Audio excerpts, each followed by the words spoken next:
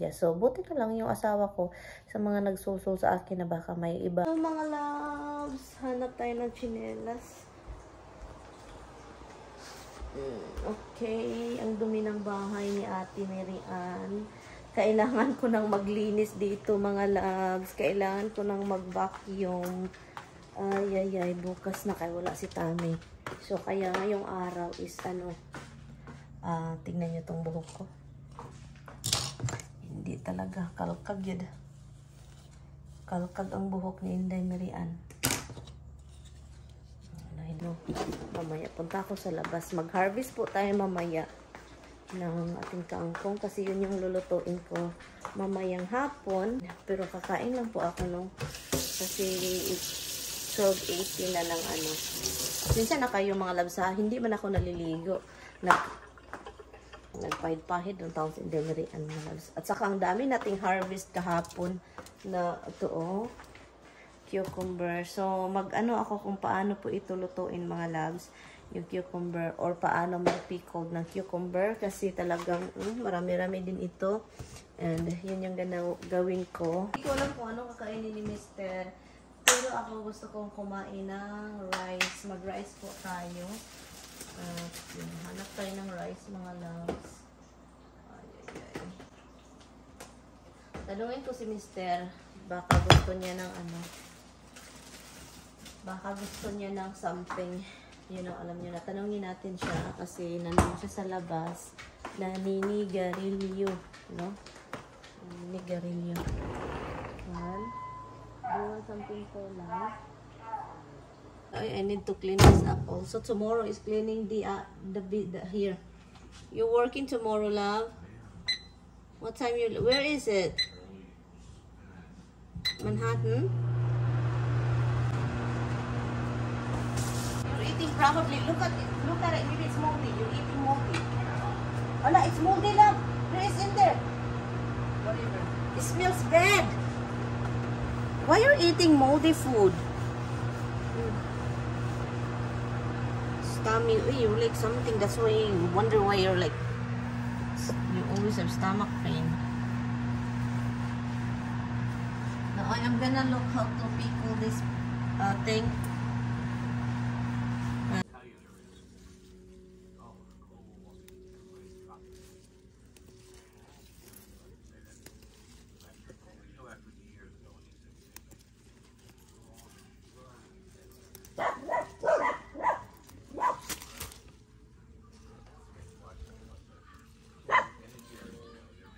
Roxy. Roxy,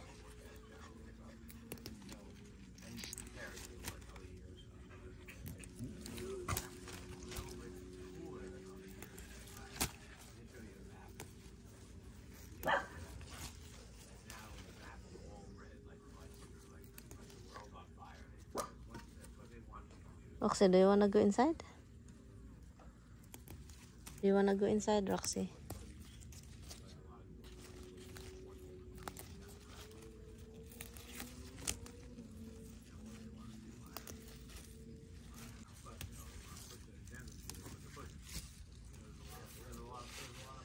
Pakain natin ito kay Mr.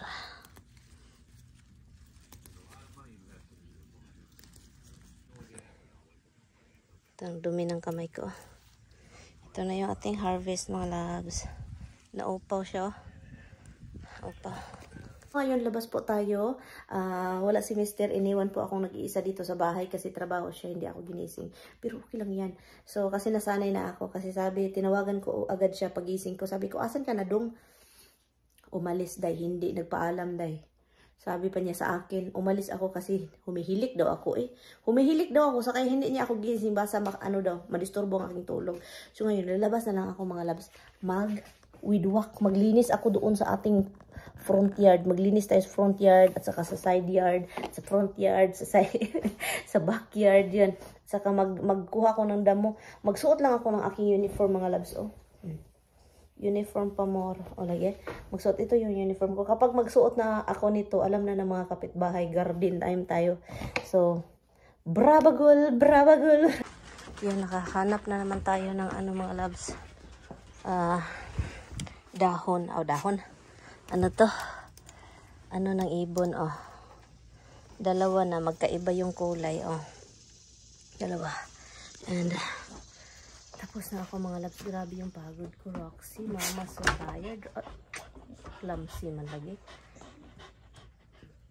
Hi, buhay. Tapos na ako dito sa aking mga gawain. At nalinis ko na yung, yung dyan na area. Nakakapagod mga loves kasi palagi ko na lang yan wini-weedwalk, no? And then nakakapagod talaga kasi maraming bato. Muntika na nga yun yung natamaan yung mata ko sa pag-weedwalk. So yun. Pero ang saya kapag ganito, oh. Grabe din pala ang init ngayon mga loves. Mas malala pa sa Pilipinas ang init.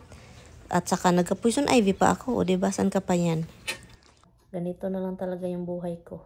Every time na nandun ako sa labas, sa garden, sa yard ko, poison ivy talaga ang ang katinya at ang pula. Hindi nyo makikita mga loves na nandito. So, ang katinya. So, yun. Takot lang ako baka mapunta sa iba't ibang lugar na naman itong ating kati. Alam nyo, marami pong nagsasabi ba na manang babae si Tami kasi late makauwi. Yan na. Pero, ang dami talagang mga ganyang mga salita. And, kung hindi ko kilala yung asawa ko, baka maniwala na ako sa inyo. Huwag na lang kayong magsulsul pa na baka may ganon. Kasi, kung hindi nyo kilala yung mag-asawa, and then hindi nila sinasabi lahat sa social media kung anong ganap nila sa buhay, and then magsasabi pa, magsulsul pa na baka, uy, merong ganon na. Ganyan pala yung iniisip ng babae behind closed doors or behind the camera. Ganyan pala yung iniisip niya. So, wag na kayang pa na ganyan. Kasi kung hindi ko kilala sa asawa ko, and then yung utak ko is palaging ganyan, ang mangyayari, aaway-awayin ko yung asawa ko. So, yung mga marites, sila pa yung dahilan na magkahiwala yung dahil sinususulan yung utak ng isa. Ganyan kasi marami sa ganyan sa social media. So, buti na lang yung asawa ko sa mga nagsusul sa akin na baka may iba, ganon. So, yun. So, buti na lang kilala ko yun. Kaya kung hindi pa ako kilala, kung bago pa kami ni Tami, for sure, naniniwala na ako sa inyo.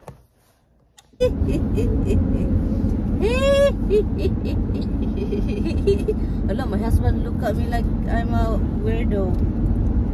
And why you wonder why, guys. You want to act like a witch. Hello YouTube! Kumusta ang YouTube natin dyan? Thank you for watching. Thank you for still watching. Even kukunti lang tayo, pero you guys are still watching. Cheers! Cheers to mga ka-everything.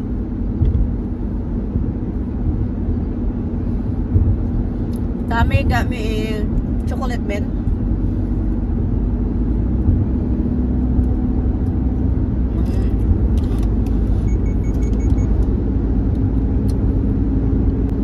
So, galing kami sa nagpa-register sa 2 aso. Registration, right? License pala. And then, we are going to Walgreens. Hannah, why you said moisturizer? Moisturizer is making it makes it moist, Han? That's what it says still. For some reason, you want it dry, and now you want it moist.